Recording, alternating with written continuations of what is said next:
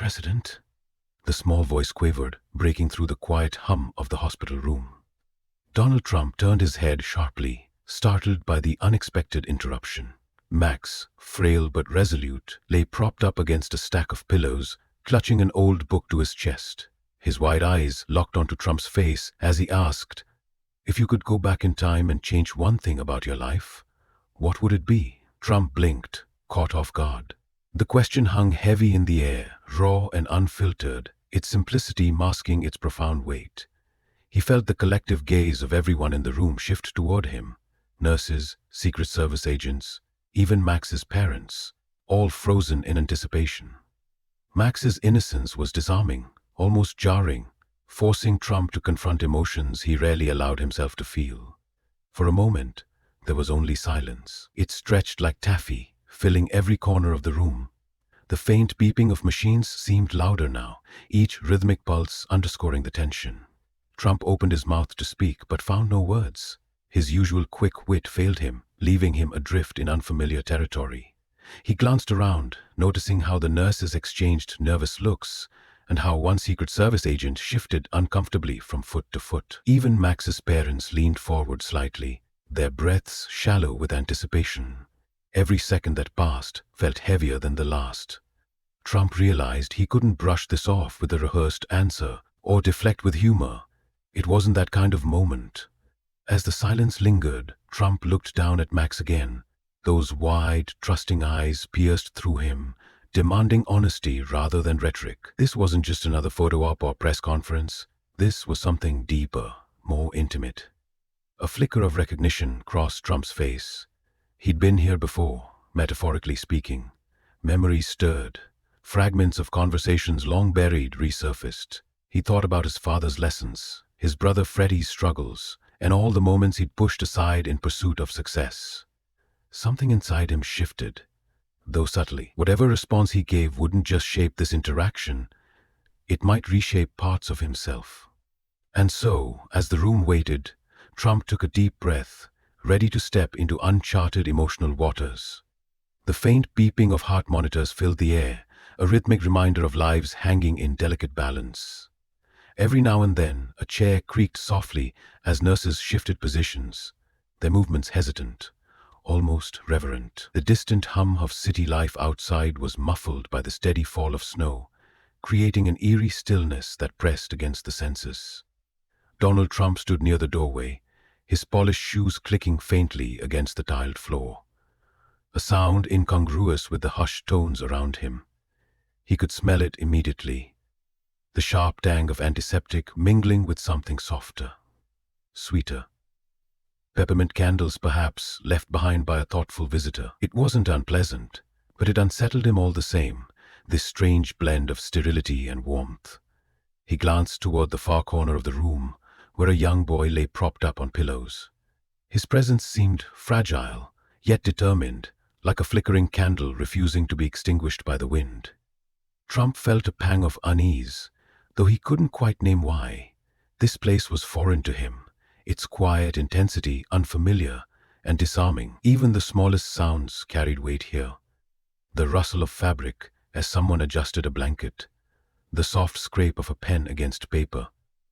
Shadows stretched long across the walls, distorting shapes into something surreal, almost dreamlike.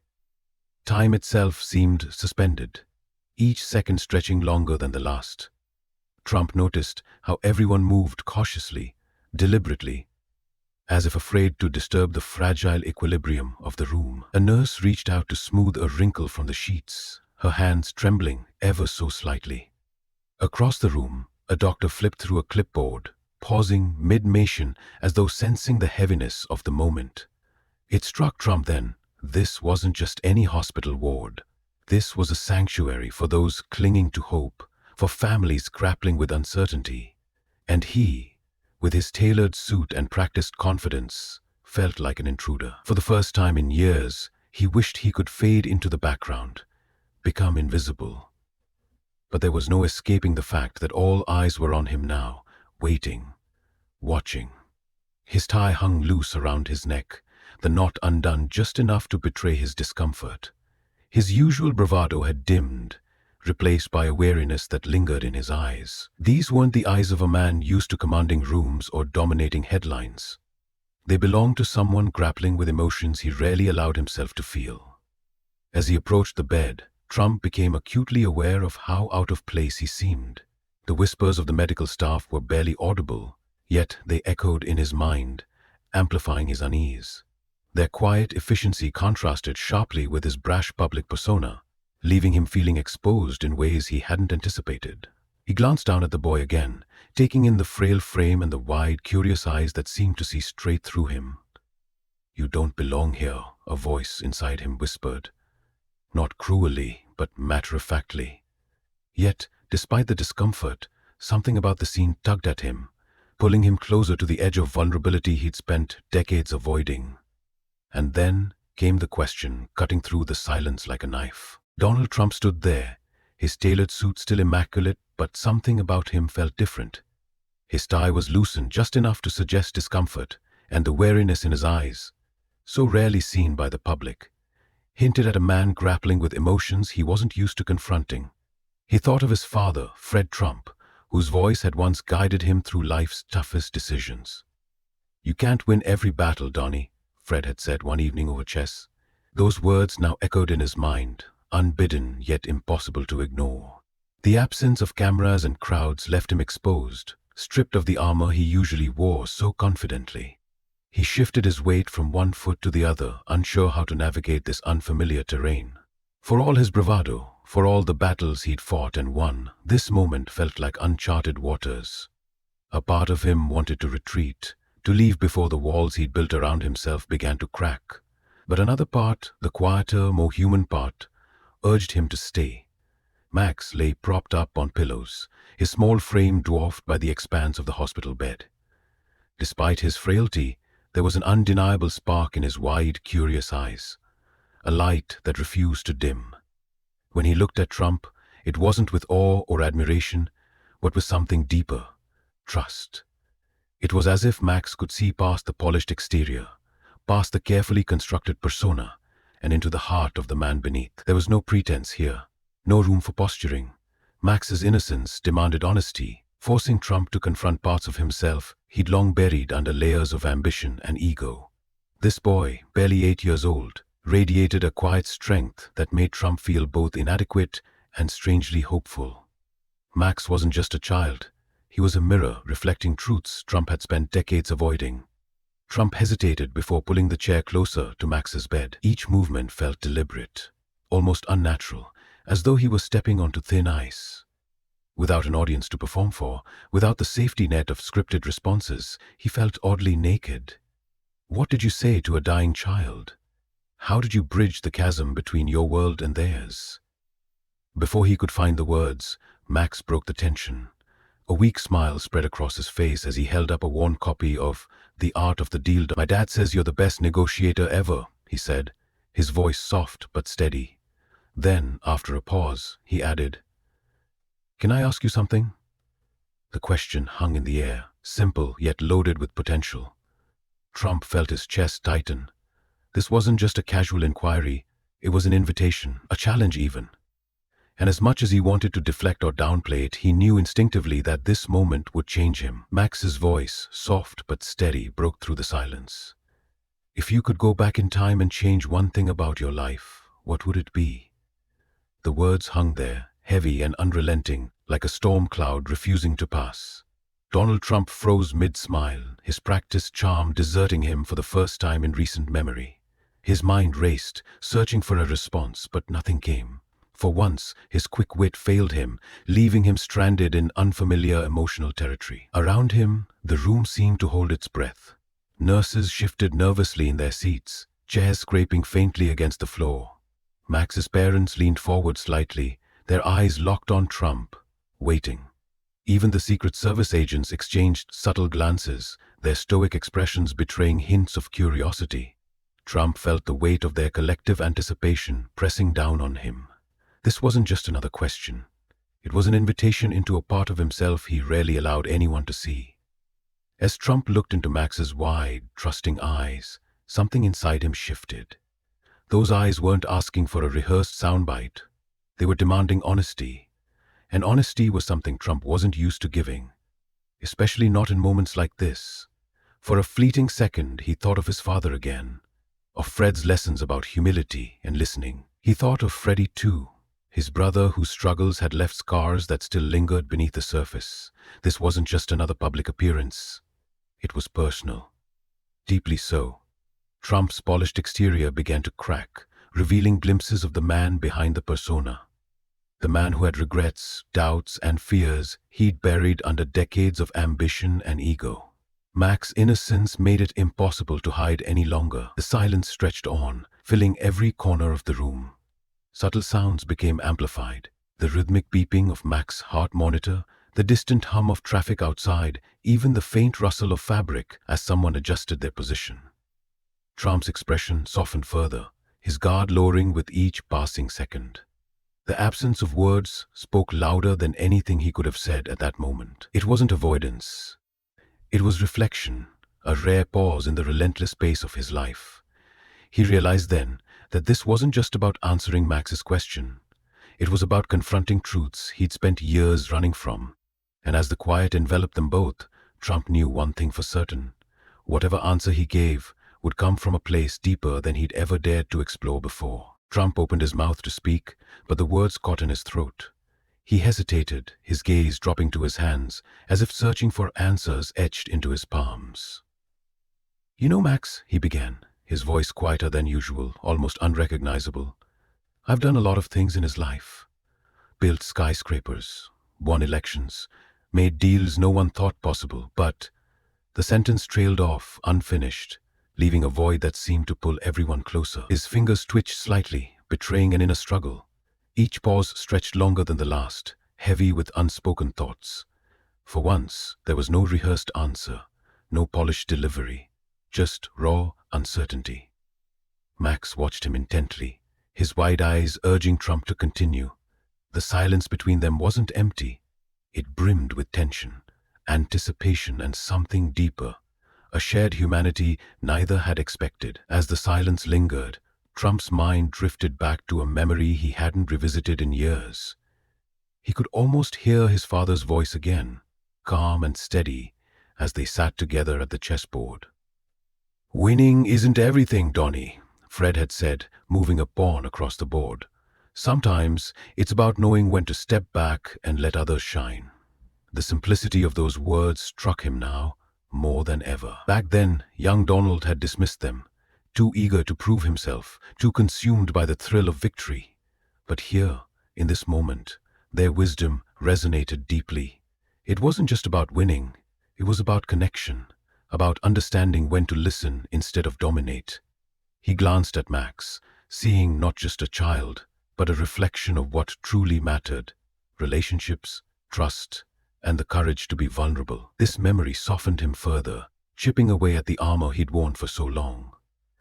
"I wish I'd spent more time listening instead of talking," Trump admitted finally, his voice tinged with regret. "More time with my family instead of chasing success." The confession hung in the air, stark and unfiltered. It wasn't easy for him to say. It never had been. He thought of Freddie, his brother, whose struggles had taught him the value of connection, yet left him afraid of showing weakness. How many moments had he missed because he was too focused on the next deal, the next win? For the first time, Trump allowed himself to feel the weight of those lost opportunities. His admission wasn't just for Max. It was for himself, a reckoning with the choices that had shaped his life. And as he spoke, he realized how much he still yearned for redemption, for a chance to make amends. Each word Trump uttered was followed by a pause.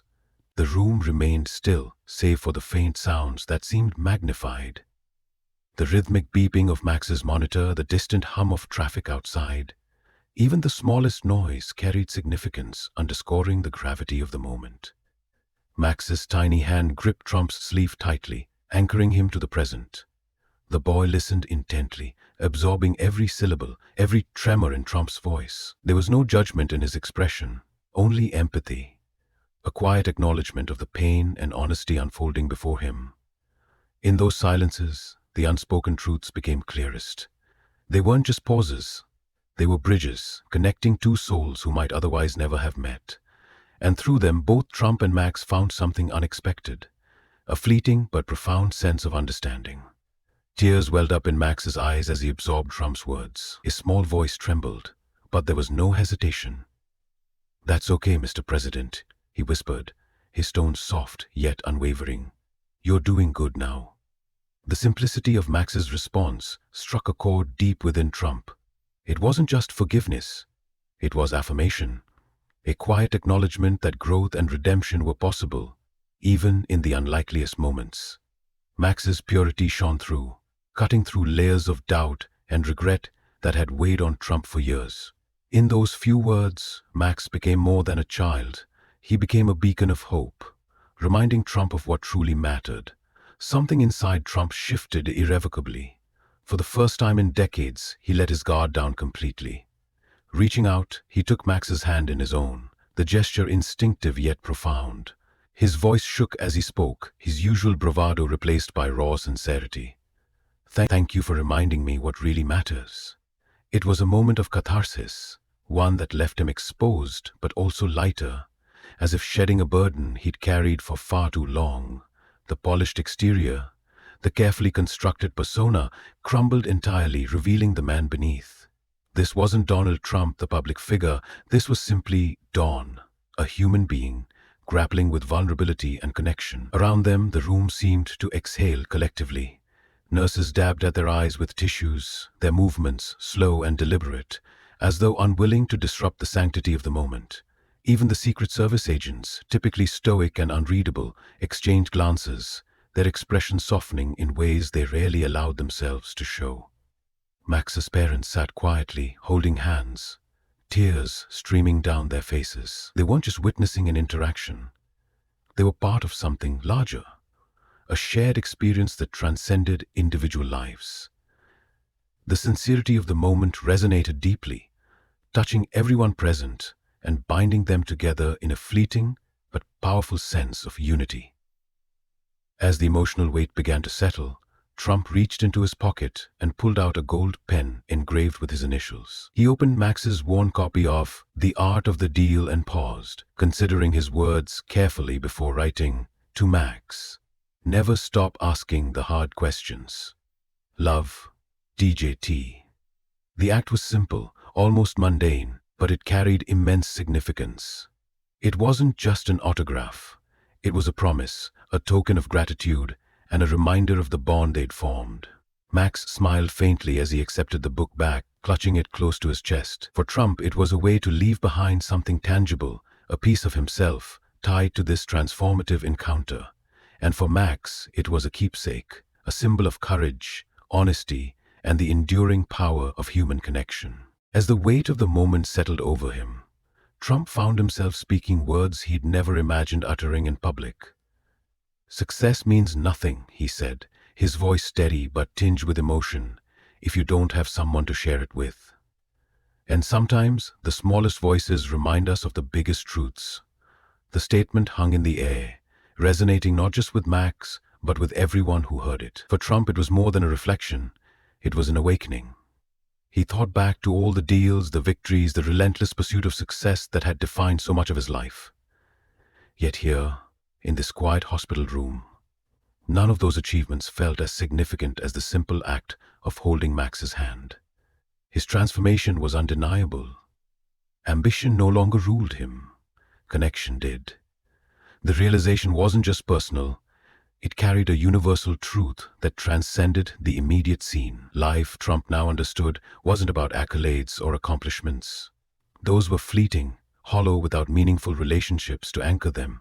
What truly mattered were moments like this one, moments of genuine connection, of love and vulnerability shared between people. He glanced at Max, whose presence had sparked this epiphany, and then at the others in the room. Nurses, family members, even Secret Service agents. They were all part of something larger than themselves in this moment. It was a reminder to cherish what mattered most, the people we care for, the bonds we nurture, and the humanity we embrace. With a sleepy smile, Max murmured softly, "Even presidents need hugs sometimes." The simplicity of the statement struck a chord deeper than any grand speech could have.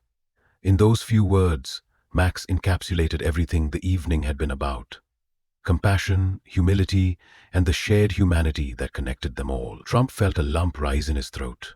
He nodded slowly, unable to find words to respond. The boy's innocent wisdom lingered, a gentle yet powerful reminder of the importance of kindness and empathy. As the two sat there, the world outside seemed distant, almost irrelevant. What remained was a profound sense of understanding, a bond forged through honesty and vulnerability that would stay with both of them forever. As Trump prepared to leave, the weight of their time together lingered in the air. He straightened his tie, a subtle gesture that seemed almost ceremonial now, and turned toward the door. But before he could take another step, Max's small hand reached out, gripping his wrist with surprising strength for someone so frail.